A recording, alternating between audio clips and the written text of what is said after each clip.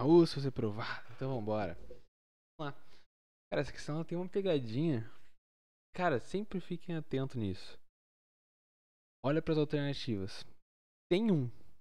Ou seja, tem a possibilidade de ser o coeficiente de restituição ser igual a 1. Ou seja, não tem basicamente nada de variação no impacto. Entendeu? É um impacto perfeitamente elástico. Ou seja, não tem variação na energia. Cara, olha o quão difícil seria essa questão. Pelo menos teoricamente falando. A bolinha, ela ia descer. Deixa eu ver aqui. A bolinha ela ia descer, ia dar o impacto. Você ia ter que ver o quanto uma ia subir na altura máxima, a outra ia ter que subir na altura máxima. Porém, na verdade, você não sabe se você ia ter que analisar na altura máxima. Por quê? Porque a B ela chega antes na altura máxima do que a A, por exemplo. Não sei se é isso, mas enfim. Uma chegaria antes do que a outra.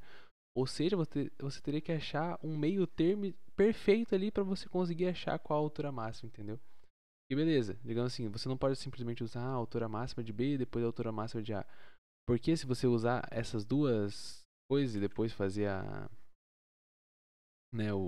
enfim, achar o X, o centro de massa, né, fazer por analítica, por exemplo, vai dar errado. Porque quando A chega no máximo dela, na altura máxima, o B já está mais embaixo, digamos assim, sabe? Ou seja, vai dar errado, entendeu? Ele quer exatamente a altura máxima. Ou seja, cara, olha o trabalhão que daria.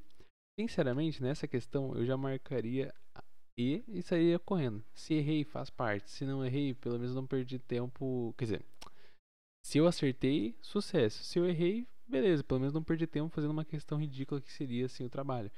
Mas, realmente, eu teria acertado no chute por quê? Vamos pensar assim. Qual é a energia desse sistema no início? Vamos ver a conservação de energia. Você consegue saber se perdeu energia é porque tem coeficiente de restituição. Né? Se não perdeu energia é porque foi um choque perfeitamente elástico. Beleza? Então vamos lá. Qual é a energia inicial do sistema? Você tem a massinha A vezes a gravidade vezes a altura. Eu vou considerar esse ponto aqui, né? Esse ponto aqui como altura igual a zero, ok? Então beleza. Ele disse que comprimento de 2 metros, beleza? 2 metros aqui. Aqui é 2 metros. Ali faz 60 graus, né? Mas essa altura ali,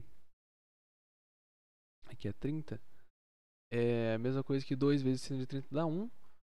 Ou seja, 1 metro de altura ele foi a altura máxima. Que ele já estava, né, no início ali. Certo isso? Deixa eu ver. É 2 seno de 30, certo? Dá 1. Ou seja, o 2 menos 1 dá 1, tá certo.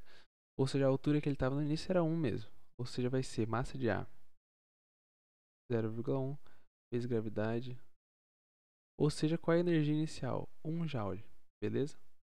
Cara, tá meio bugado meu coisa aqui. Acho que já ele vai travar e vai morrer. Mas enfim, 1 joule. Beleza? Agora, qual é a energia final?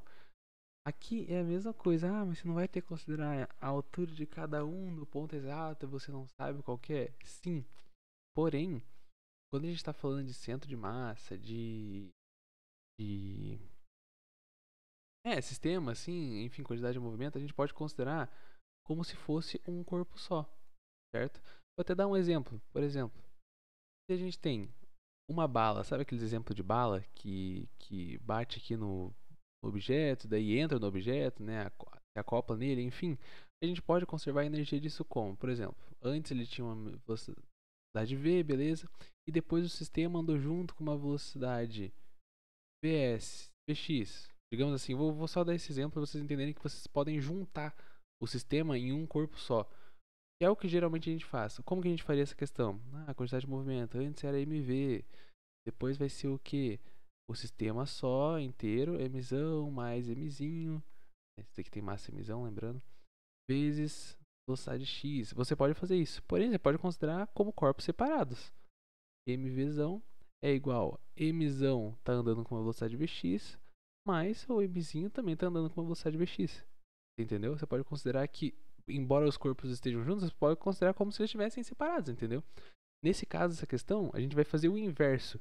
Eles estão separados, só que a gente vai considerar que eles são corpos juntos, entendeu? É basicamente esse inverso que a gente vai fazer. Ou seja, a gente vai considerar ele como um corpo junto. Nossa, tá tudo bugado meu coisa aqui. Enfim, eu vou fazer mesmo assim. Pô. Vamos fazer corpo junto. Ou seja, a energia potencial final, né, vai ser igual ao quê? Vamos considerar corpo junto, ou seja, a massa vai ser a soma das massas. 0,15 mais 0,1 dá 0,25 massa total, vezes a gravidade, vezes essa altura nova, que ele diz que é 0,4, que é o do centro de massa. Daí lembrando, é claro, se você os corpos são separados, se você considerar eles juntos, você tem que considerar daí o centro de massa deles, né? Seja 0,4. Ok? E se você faz aqui, vai ser 4 vezes 0,25, e isso aqui dá 1 joule também. Beleza? Ou seja, aqui você consegue perceber que não teve variação de energia. Então, é isso. Fechou?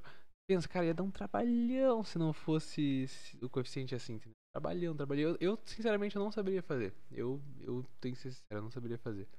Mas, sempre tem a malícia. A AFA tem muita coisa disso também. Tem muita questão que você olha, caramba, que questão difícil que deve ser. Mas é uma pegadinha só e ela acaba em 2 segundos, entendeu? Então é isso. Tamo junto.